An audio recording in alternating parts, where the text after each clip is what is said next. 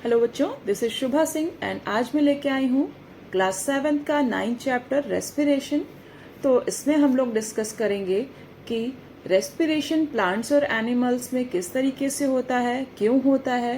Then हम लोग discuss करेंगे टाइप ऑफ रेस्पिरेशन कितने तरह का होता है, कितने तरह के रेस्पिरेशन होते हैं, और रेस्पिरेशन इन एनिमल्स, एनिमल्स में रेस्पिरेशन किस तरीके से होता है, respiration in different animals, different animals में रेस्पिरेशन में क्या डिफरेंस, अलग अलग तरीके से कैसे रेस्पिरेशन होता है, और रेस्पिरेशन इन प्लांट्स, प्लांट्स में रेस्पिरेशन कैसे होता है, इस पर डिस्कशन करेंगे हम लोग।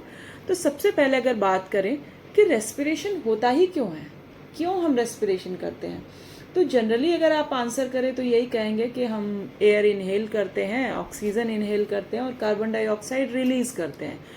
बट हम ऑक्सीजन इनहेल क्यों करते हैं, कार्बन डाइऑक्साइड क्यों रिलीज करते हैं, उसका कारण क्या है। तो उसका बच्चों रीजन ये है कि हमारी बॉडी को लगातार एनर्जी की रिक्वायरमेंट होती है। हमारे internal body functions, outer body functions, internal body functions जैसे हमारा हार्ट बीट करना, हमारे लंग्स का वर्क करना, हमारी किडनीज, हमारी बॉडी के अंदर के ऑर्गन्स, हर एक सेल वर्क करती है हर समय, और उसको हर एक सेल को वर्क करने के लिए एनर्जी की लगातार रिक्वायरमेंट होती है, और उस एनर्जी की रिक्वायरमेंट को फुलफिल करने के लिए हमको रेस्पिरेशन करना होता है। ये तो हो गए इंटरनल फंक्शंस। बाहर भी हम लोग बात कर रहे हैं, बोल रहे हैं, चल रहे हैं, कूद रहे हैं, जितने भी फंक्शंस हम करते हैं हमारी बॉडी के थ्रू, वो क्यों करते हैं, क्योंकि हमारी बॉडी में एनर्जी है। जब तक हमारी बॉडी में एनर्जी प्रोड्यूस होती रहेगी तब तक हम ये फंक्शंस करते रहेंगे, और जैसे ही ये एनर्जी का प्रोडक्शन बंद हो जाएगा वैसे ही हमारा रेस्पिरेशन करना भी बंद हो जाएगा। मीन्स दोनों एक दूसरे से रिलेटेड है। इतनी बात तो आपको समझ में आई होगी। तो जो रेस्पिरेशन करते हैं हम लोग, अब आपको समझ में आया होगा कि हम लोग ऑक्सीजन की रिक्वायरमेंट हमको क्यों होती है, क्यों हम रेस्पिरेशन करते हैं, क्योंकि हम लोग उससे एनर्जी प्रोड्यूस करते हैं। हमारी बॉडी के अंदर एनर्जी किससे प्रोड्यूस होती है, ग्लूकोज से होती है। तो क्या होता है कि ग्लूकोज जो होती है वो ऑक्सीजन की प्रेजेंस में बर्न होती है, और बर्न होने से क्या होता है, ऑक्सीजन की प्रेजेंस में जब बर्न होती है मतलब हमारी बॉडी के अंदर सेलुलर कंबशन होता है, सेल के अंदर, हमारी बॉडी के अंदर कंबशन होता है ऑक्सीजन की प्रेजेंस में ग्लूकोज का, जिससे एटीपी, एडिनोसिन ट्राइफॉस्फेट के फॉर्म में एनर्जी हमारी बॉडी में प्रोड्यूस होती है, और एंड प्रोडक्ट के फॉर्म में कार्बन डाइऑक्साइड गैस भी रिलीज होती है, कार्बन डाइऑक्साइड बनता है और वाटर भी बनता है। तो इस तरीके से हमारी बॉडी में एनर्जी का प्रोडक्शन होता है। उसी का जस्ट उल्टा फोटोसिंथेसिस प्रोसेस में होता है। फोटोसिंथेसिस प्रोसेस में क्या होता है, प्लांट्स क्या करते हैं, ग्लूकोज का फॉर्मेशन करते हैं। किससे करते हैं, बिल्कुल सेम अभी मैंने बताया था कि ग्लूकोज ऑक्सीजन की प्रेजेंस में जब बर्न होती है या उसका कंबशन होता है तो क्या होता है, एनर्जी प्रोड्यूस होती है और वाटर रिलीज होता है, कार्बन डाइऑक्साइड एंड प्रोडक्ट के फॉर्म में रिलीज होती है। तो उसी का जस्ट उल्टा कर दे कि कार्बन डाइऑक्साइड, वाटर और फोटो एनर्जी, सनलाइट से मिलने वाली एनर्जी, उससे क्या फॉर्म करते हैं प्लांट्स, ग्लूकोज फॉर्म करते हैं, वाटर वेपर बनती है और ऑक्सीजन रिलीज होती है। जस्ट उल्टी उसकी रिएक्शन हुई कि नहीं हुई। तो फोटोसिंथेसिस में क्या होता है, ग्लूकोज का फॉर्मेशन होता है। ग्लूकोज का फॉर्मेशन कैसे होता है, कार्बन डाइऑक्साइड, वाटर और फोटो एनर्जी, या कह सकते हैं कि सनलाइट से मिलने वाली एनर्जी के थ्रू कॉम्बिनेशन जब होता है तो ग्लूकोज फॉर्म होता है प्लांट्स के अंदर। फूड के फॉर्म में ग्लूकोज फॉर्म होता है, ग्लूकोज फॉर्म होता है जो कि फूड के फॉर्म में फ्रूट्स और डिफरेंट पार्ट्स में कलेक्शन होता है उसका, जो कि हम एज अ फूड यूज करते हैं। और एंड प्रोडक्ट के फॉर्म में उसमें भी वाटर वेपर बनती है और ऑक्सीजन गैस जो एयर में जाके मिल जाती है। तो ये फोटोसिंथेसिस क्या है, रेस्पिरेशन का जस्ट उल्टा रिएक्शन है। फिर नेक्स्ट हम लोग बात करेंगे टाइप ऑफ रेस्पिरेशन की।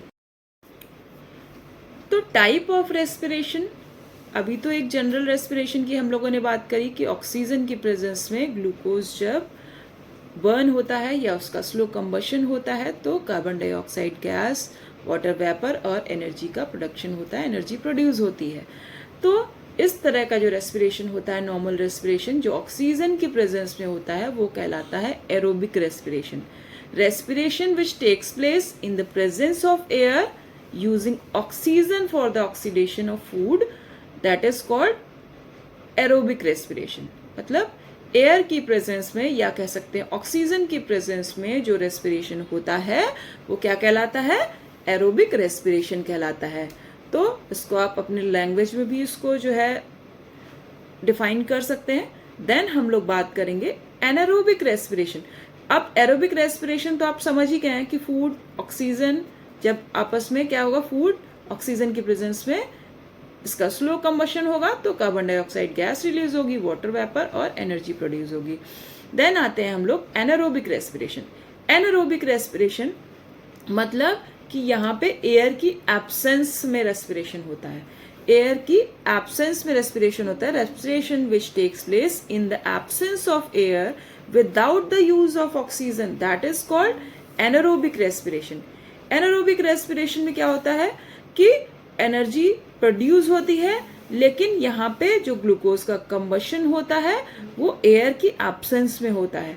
ईस्ट के अंदर, ईस्ट आपने ब्रेड का स्पंजेस और ये इसका डो कभी देखा होगा कि वो स्पॉन्जी हो जाता है। उसमें अगर आटे के अंदर शुगर कंबाइन करके और उसका डो तैयार करके रख दिया जाता है, उसके अंदर ईस्ट मिक्स करके, तो थोड़ी देर के लिए अगर रख देते हैं तो वो स्पंजी टाइप का हो जाता है, क्योंकि उसमें क्या होता है, एनारोबिक रेस्पिरेशन होता है। उसको कवर करके रख दिया जाता है तो उसमें एनारोबिक रेस्पिरेशन हो जाता है।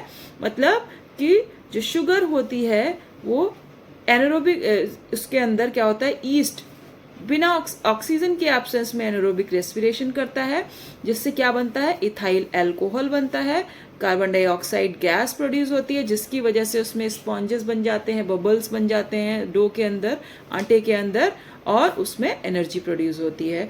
That is called anaerobic respiration. क्या हमारी बॉडी में भी एनारोबिक रेस्पिरेशन होता है कभी?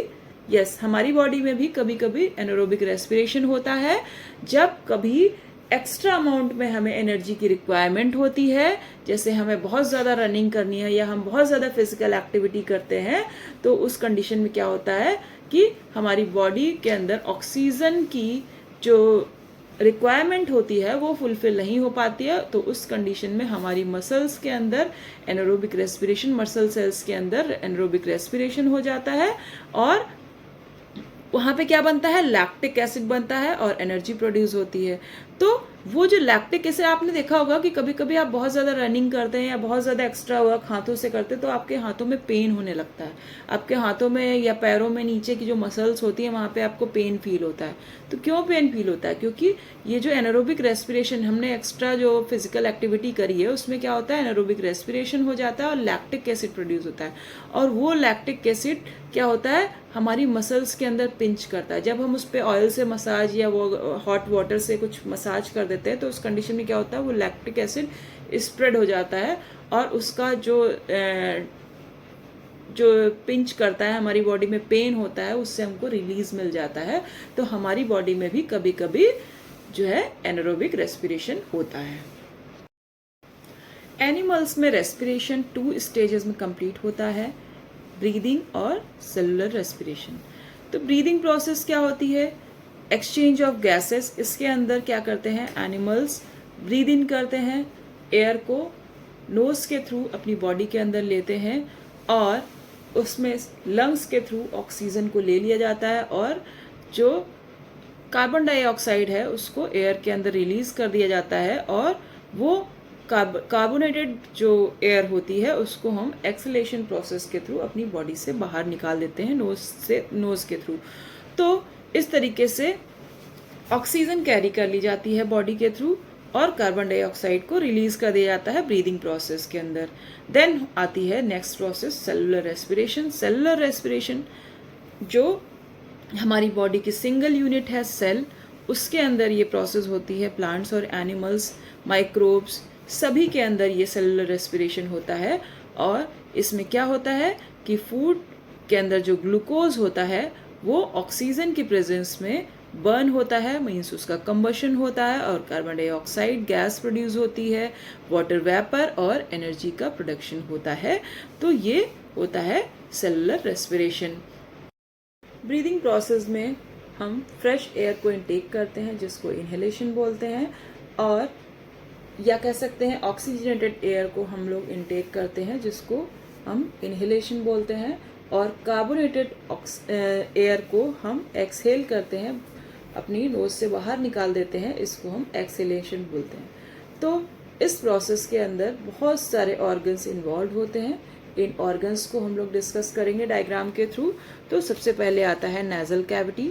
नेजल कैविटी, नोज के अंदर 2 नॉस्ट्रिल्स होते हैं। हमारी नोज है, नोज में 2 नॉस्ट्रिल्स प्रेजेंट होते हैं, 2 ओपनिंग्स होते हैं जिनको हम नॉस्ट्रिल्स बोलते हैं, और ये कनेक्टेड होते हैं विंड पाइप से जिसको हम ट्रैकिया बोलते हैं। देन ये विंड पाइप या ट्रैकिया 2 ब्रांचेस में डिवाइड हो जाता है जिसको हम ब्रोंकी बोलते हैं, और सिंगल ब्रांच को ब्रोंकस बोलते हैं। और उसी के नीचे क्या होते हैं, लंग्स प्रेजेंट होते हैं, elastic sheet muscles, elastic rubber sheet की तरह ये मसल से बनी हुई शीट उसके बने हुए होते हैं, और ये मूव करते रहते हैं, अप डाउन मूव करते हैं जब हम इनहेलेशन और एक्सहेलेशन प्रोसेस करते हैं। तो और ये कवर्ड रहते हैं फ्लेक्सिबल रिब्स से, क्योंकि ये रिब्स फ्लेक्सिबल क्यों होते हैं, क्योंकि ये लंग्स जो होते हैं वो फूलते पिचकते रहते हैं, तो इनको मूवमेंट के लिए स्पेस मिल सके, जिसके लिए ये कवर्ड रहते हैं फ्लेक्सिबल रिब्स से। फ्लेक्सिबल रिब केज से जो है कवर्ड रहते हैं, जिससे ये प्रोटेक्टेड रह सकें। और rib cage, flexible rib cage और लंग्स के बीच में एक लुब्रिकेटेड मेम्ब्रेन प्रेजेंट होती है जिसको प्लूरा बोलते हैं, जो कि इसको प्रोटेक्ट करने के लिए होती है, मतलब इनके बीच में चिकनापन बनाए रखने के लिए होती है कि रिब्स जो होते हैं ये किसी भी तरीके से लंग्स को हार्म नहीं पहुंचा सके, और ये इनको कवर तो रखते ही हैं, इनको प्रोटेक्ट तो करते ही हैं। देन अगर हम लोग बात करें कि हम लोग कितनी बार एक बार में ब्रीथ करते हैं, इस 1 मिनट में हम जितनी भी बार ब्रीथ करते हैं वो कहलाता है breathing rate. Number of times a person breathe in a minute, that is called breathing rate. हमारे ह्यूमंस का ब्रीदिंग रेट क्या है, 15 to 18 times in a minute, ये ह्यूमन का ब्रीदिंग रेट है। ऐसे ही चिल्ड्रन का, छोटे बच्चों का ब्रीदिंग रेट अलग होता है, और नॉर्मल अडल्ट का ब्रीदिंग रेट अलग होता है, अलग अलग एनिमल्स का ब्रीदिंग रेट अलग होता है। और ब्रीदिंग रेट की डेफिनेशन क्या होती है, number of times a person और a animal breathe in a minute, that is called breathing rate. Then हम लोग बात करेंगे मैकेनिज्म ऑफ ब्रीदिंग। मैकेनिज्म क्या होते हैं, किस तरीके से हम ब्रीथ करते हैं। मैकेनिज्म ऑफ ब्रीदिंग में सबसे पहले आता है इनहेलेशन प्रोसेस। इनहेलेशन प्रोसेस में हम फ्रेश एयर या कह सकते हैं ऑक्सीजनेटेड एयर लंग्स के अंदर फिल करते हैं, और इसमें क्या होता है, लंग्स हमारे फूल जाते हैं। इस कंडीशन में जब हम इनहेलेशन करते हैं तो लंग्स क्या हो जाते हैं, साइज में बड़े हो जाते हैं, एक्सपेंड कर जाते हैं इनहेलेशन प्रोसेस के अंदर। क्यों, क्योंकि ये एयर जो होती है वो हमारे लंग्स में फिल हो जाती है। तो जो एयर हम लोग इनटेक करते हैं वो एयर ऑक्सीजन के साथ साथ में उसमें कुछ dust particles, spores, germs, smoke, ये सब इम्प्योरिटीज़ भी प्रेजेंट होती हैं।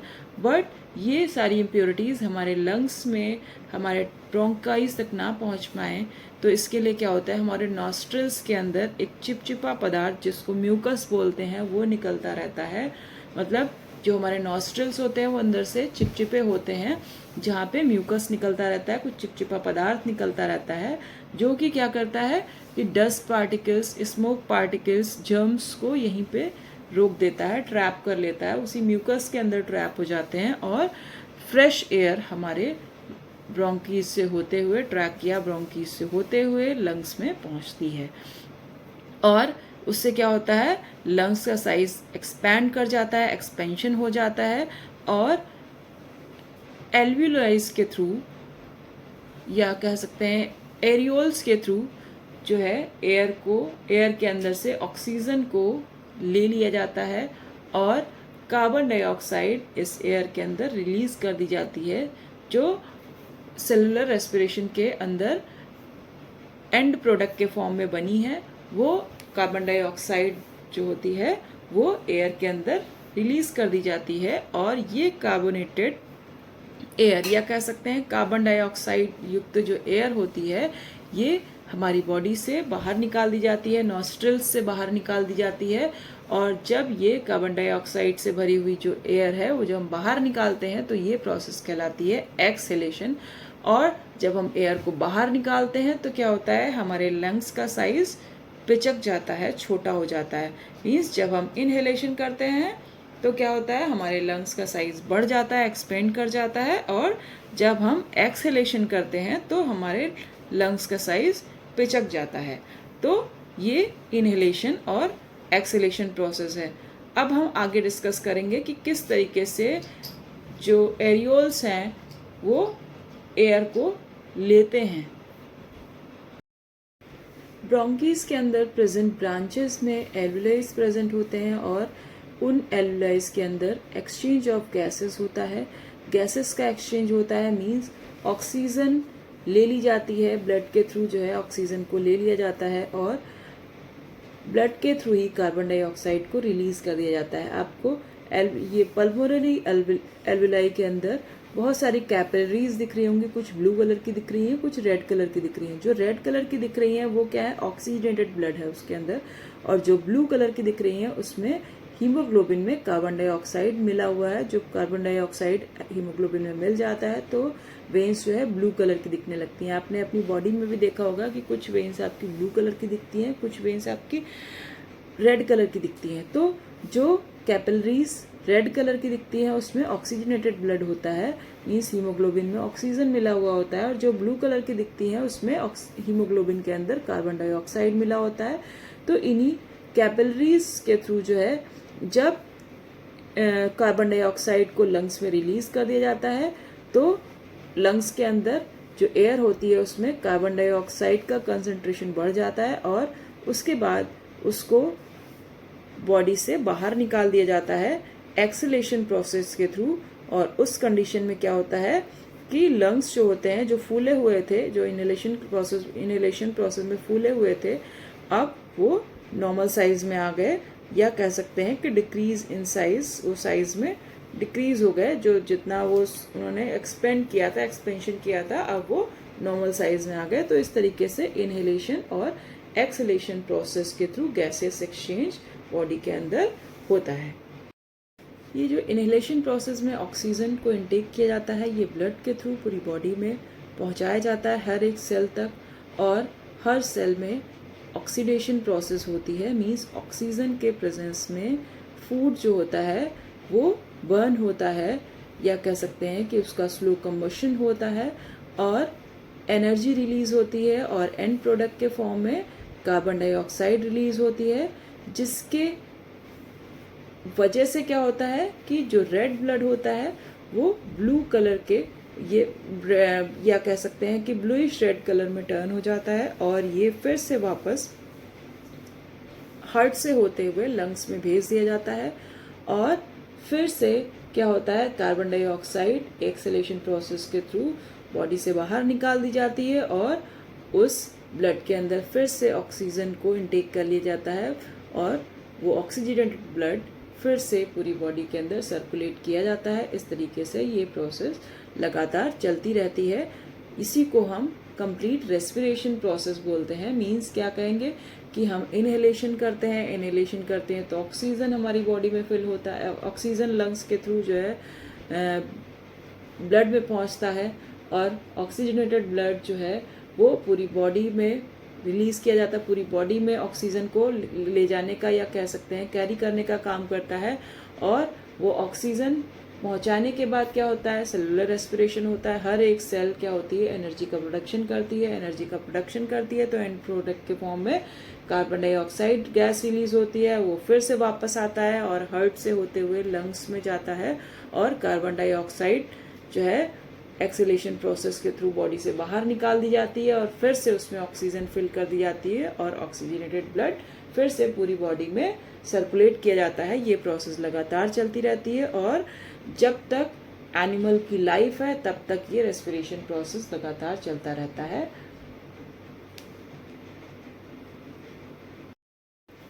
बच्चों अगर हम डिफरेंट एनिमल्स में रेस्पिरेशन की बात करें तो अमीबा यूनिसेलुलर ऑर्गेनिज्म है, तो इसके अंदर कोई स्पेशल ऑर्गन्स नहीं प्रेजेंट होते हैं और डिफ्यूजन प्रोसेस के थ्रू इनके अंदर ऑक्सीजन का इनटेक और कार्बन डाइऑक्साइड का रिलीज होता है।